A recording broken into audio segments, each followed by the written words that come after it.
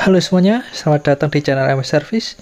Di video kali ini ada HP Samsung A54 dengan kerusakan fake charging. Coba kita hidupkan dulu HP-nya, hidup apa enggak. Tapi sepertinya mati kehabisan baterai ya HP ini. Dan ini mungkin menurut usernya kerusakannya di konektor cas. Tapi kita lihat aja dulu kerusakannya apa. Kalau untuk konektor cas Type-C itu jarang banget rusak ya, apalagi HP-HP kayak gini. Ini kan termasuk HP yang cukup mahal, pakai Type-C. Biasanya kualitas konektornya itu jarang banget rusak. Kalau yang gampang rusak konektor cas ya HP 2 juta ke bawah biasanya. Belum setahun udah rusak. Oke, sekarang kita coba pakai Smart USB. Masih nggak ada respon. Nah, ini ada muncul indikator. Tapi arusnya nggak masuk sama sekali ya. Ini mati lagi. Ini baterainya ini rendah banget, jadi nggak sempat nyala. Kita coba goyang-goyang konektornya sambil lihat ampernya. Kalau digoyang-goyang ada arus yang masuk, berarti ini konektor. Tetap nggak ada. Dan ini kita lihat kayaknya masih bagus, nggak ada patah.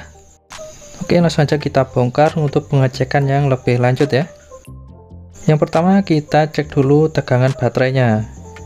Kalau tegangan baterai di bawah 3,5 biasanya emang pengecasannya nggak normal. Untuk pengecekan tegangan saya lebih suka analog ya, karena pengukuran lebih real.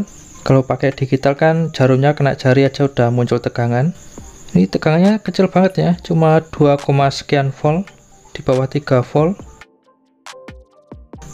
Apakah mesinnya ada short, baterainya sampai drop segitu? Berarti kita cek dulu mesinnya hidup apa enggak ya. Sekarang kita hubungkan mesinnya dengan power supply. Nggak ada short, kita pencet on. Oke, ternyata mesinnya masih hidup ya. Oke, kalau gitu kita lanjut pengecekan untuk chargingnya ya. Tapi saya mau menunjukkan spesifikasi PSU yang dibutuhkan untuk pengecekan HP zaman sekarang ya, karena banyak juga yang tanya spesifikasi yang dibutuhkan. Jadi untuk pengecekan HP zaman sekarang itu PSU nya minimal 3 ampere ya, karena HP sekarang itu berat-berat mesinnya. Tapi kalau cuma ingin ngecek mesin hidup atau mati, bisa pakai 1 ampere aja cukup.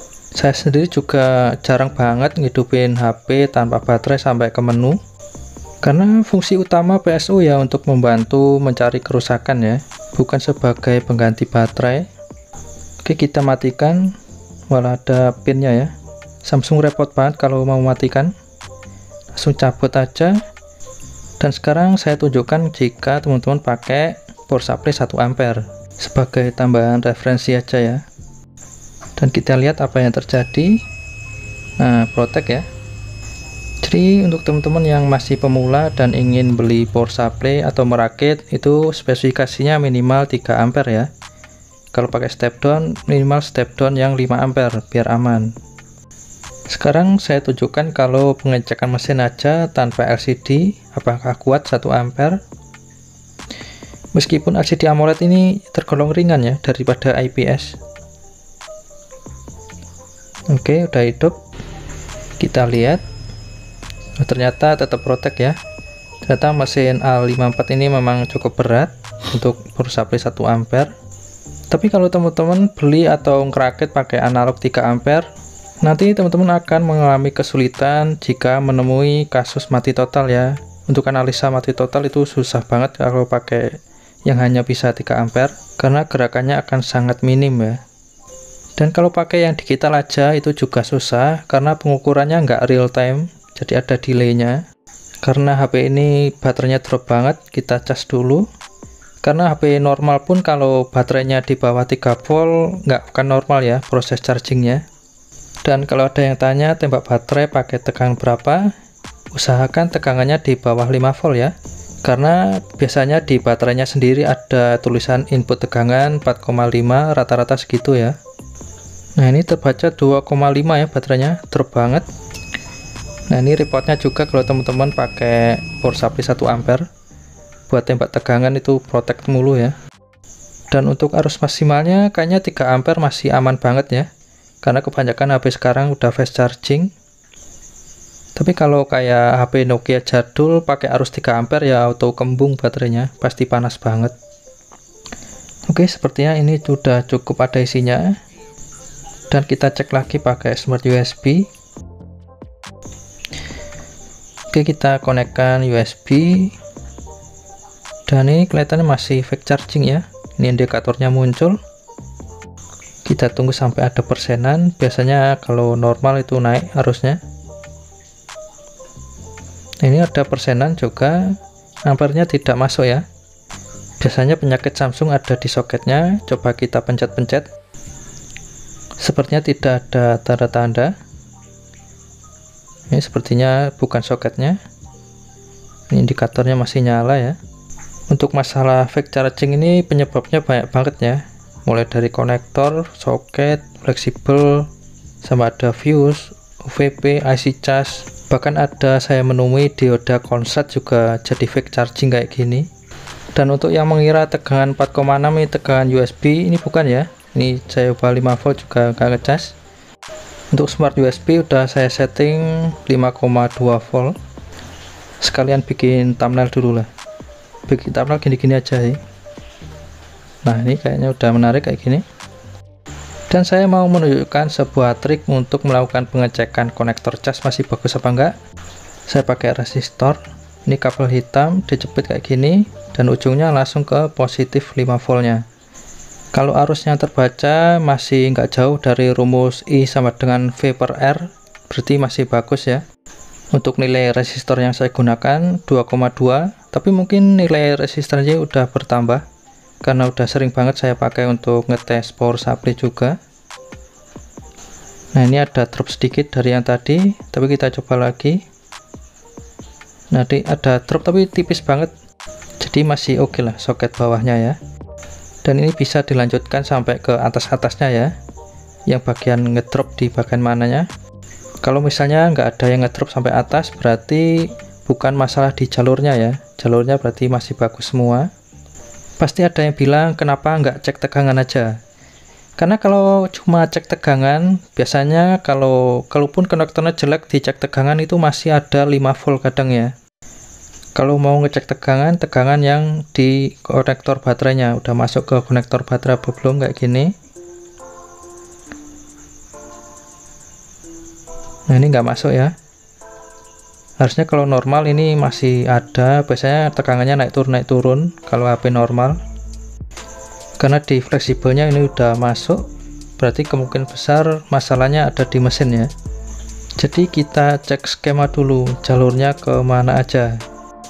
Ini dari mulai soket, nggak ada yang di sini, ke sampingnya. Nah, ini melewati OVP ya, IC OVP. Ini juga gampang rusak ya IC OVP ini. Nah, di sini juga ada air fuse. Jadi ini juga bisa menyebabkan fast charging. Terus tegangannya menuju IC charge. Kita nanti bisa cek di sini udah masuk apa belum. Kalau misalnya udah masuk berarti OVP-nya bagus. Kita perhatikan ada fuse yang lain lagi apa enggak di samping soketnya. Kayaknya nggak ada ya, bagian kanan sini langsung masuk ke OVP. Ini untuk jalur-jalur yang perlu dicek nanti. Ini ada CC1, CC2. Oh ya, tadi belum ngecek pakai yang USB power delivery ya. Ada CC1, CC2, baru ingat. Dan ini mesinnya udah terlanjur saya bongkar ya, udah saya pretelin. Ini thermal padnya juga sudah saya lepas ya. Tapi kita pasang lagi aja untuk pengecekan power delivery-nya. Dan kenapa perlu pengecekan USB power delivery? Karena kalau misalnya protokolnya jalan, kita nggak perlu lagi ngecek jalur data plus minus, jalur CC1, CC2. Karena kalau protokol jalan itu pasti jalur-jalurnya normal ya. Ngeceknya di posisi HP hidup ya.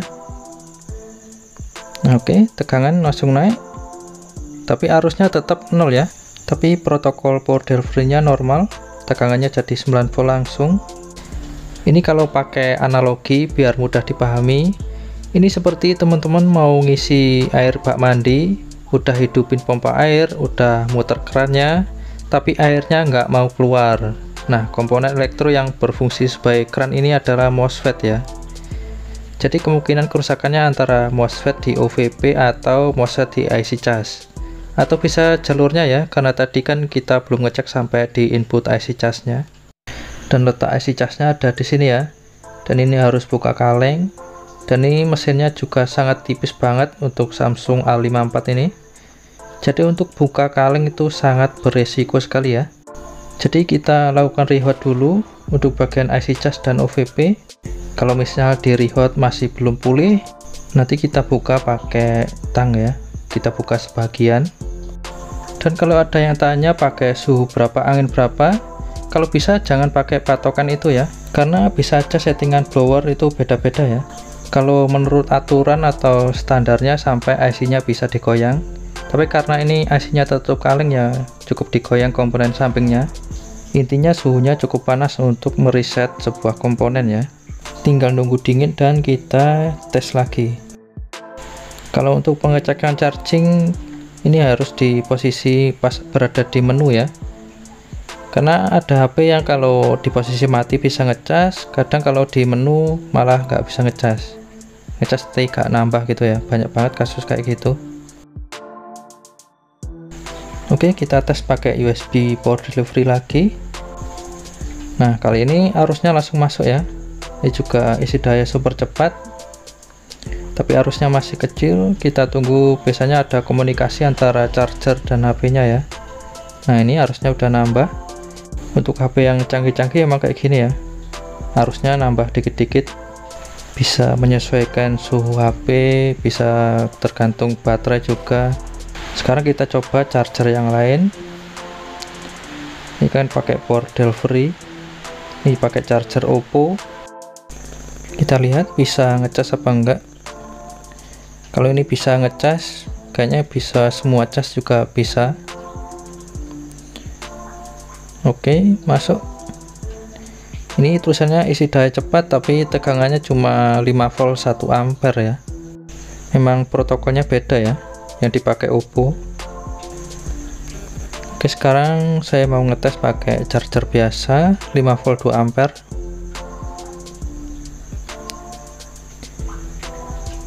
Ini modul charger yang ada di PSU ini ya, pakai protokol 5 volt 2 ampere. Nah, ini langsung isi daya 1,6. Ini yang tegangannya tadi ya, 5,2 volt. Oke, sekarang tinggal satu kali pengecekan lagi pakai charger quick charging. Jadi protokol charger sekarang itu banyak banget ya. Ini quick charging 3.0. Karena kan kita nggak tahu ya user HP-nya pakai charger apa. Ini tegangannya naik turun gini ya. Oke, kita konekkan.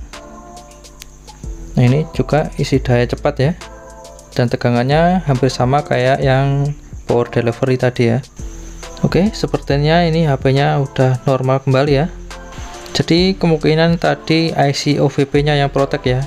Jadi kayak kaki gate MOSFET-nya itu nyangkut. Jadi OVP-nya protek terus.